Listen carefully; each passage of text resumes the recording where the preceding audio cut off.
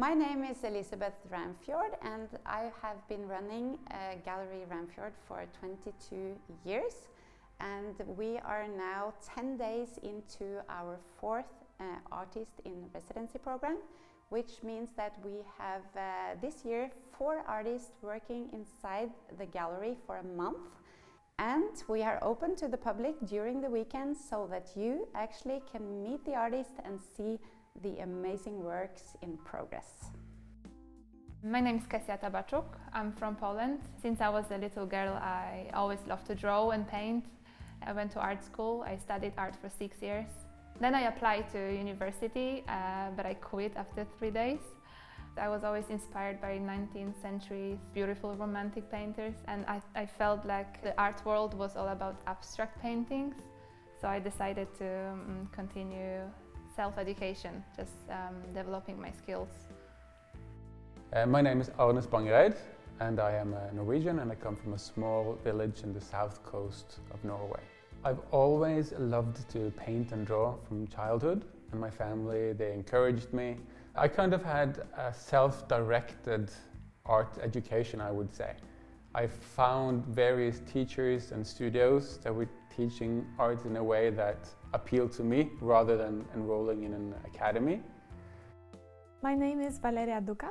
I am originally from Republic of Moldova. I had my first exhibition when I was 12.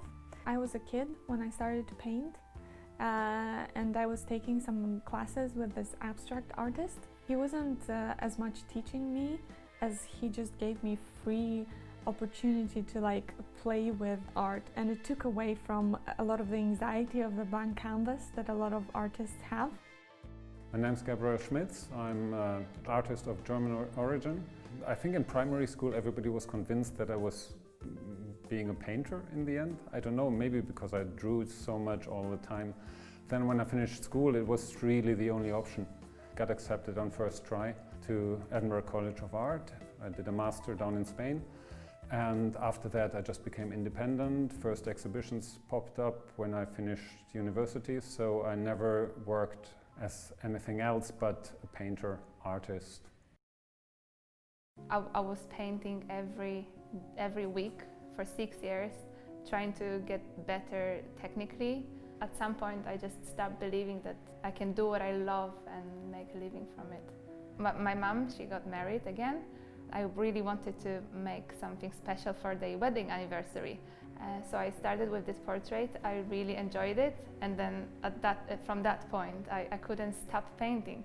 I was sitting on my sofa in the living room looking at the paintings that I have in my house.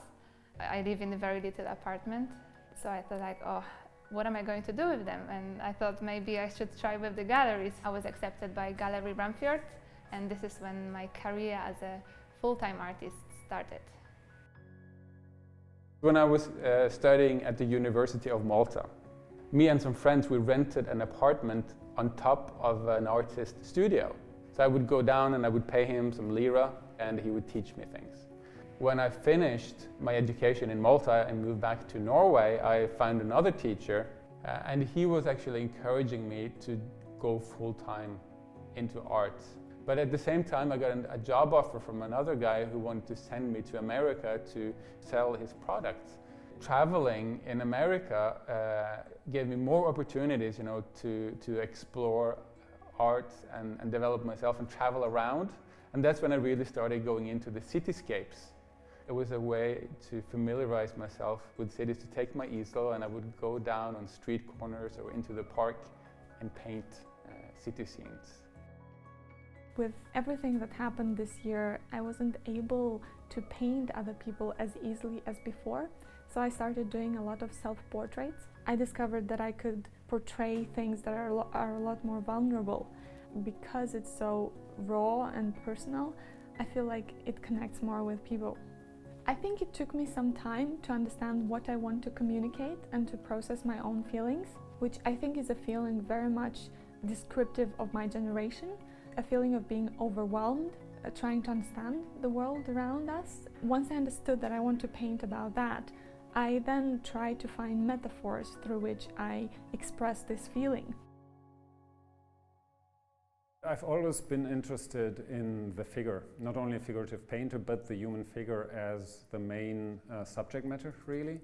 And if you're interested in the figure, it will lead you eventually, I think, to dance, because the expression of the human body in dance is so much richer and more complex.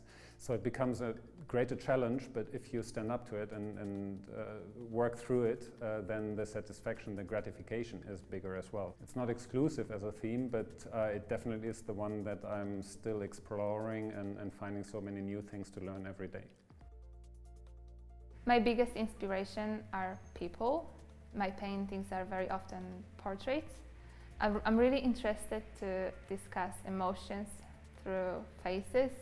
It really draws my attention to make paintings in this realistic but also impressionistic style. So I use a lot of the some of the technique from the Renaissance masters, like you build up a painting in different layers, but I do use different tools. So instead of trying to make smooth transitions and things like that, I use things to scrape off the paint and create texture, but I still build it up in different layers, and I scrape off each layer so the light reflects in different depths of the painting. I like to stage my paintings, and it has become a much longer process, and it gives me more time to think about what I want to say and make art that is not accidental.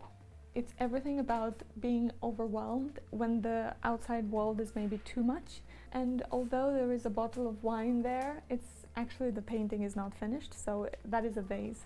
If people think this is a drunk painting, it's not.